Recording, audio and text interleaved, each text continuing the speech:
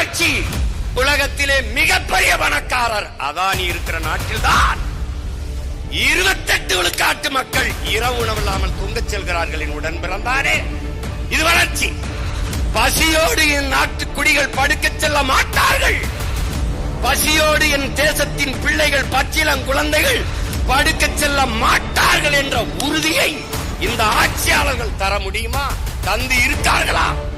விரைந்து செல்ல சாலை 4 வழி 8 வழி, அதிலே பயணிக்க 1.5 கோடி 2 கோடி 80 லட்சம் 90 லட்சத்திற்கு மகிழ் உந்துகள் கார், மலையை நொறுக்கி மாளிகை, மலையை கற்களாக்கி சாலை ரோடு, விரைந்து செல்ல சாலையிலே போகும்போது பளபளக்கும் கண்ணாடிகளிலே உயர்ந்த மாளிகைகள்.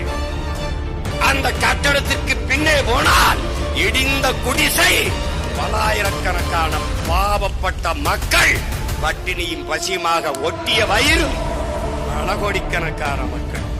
கார்ல போறவனை பற்றியே கவலைப்படுகிற என் நாடு, கார்ல போறவனுக்கு சோறும் நீரும் கொடுக்கிற உழவர் குடியை பற்றி ஏன் கவலைப்படவில்லை? அதங்கே எது வளர்ச்சி? 5000 ஏக்கரிலே ஏர்போர்ட் கட்டுவதல்ல வளர்ச்சி, ஏர்பூட்டி உழுவதுதான் வளர்ச்சி.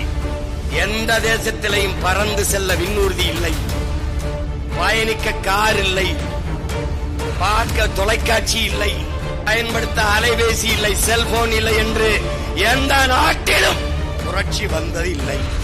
எந்த நாட்டிலே நீரும் சோறும் இல்லையோ அந்த நாட்டில் புரட்சி வராமல் இருந்ததில்லை. அதை எதிர்கொண்டு தடுக்க எந்த தலைவனும் நின்றதில்லை.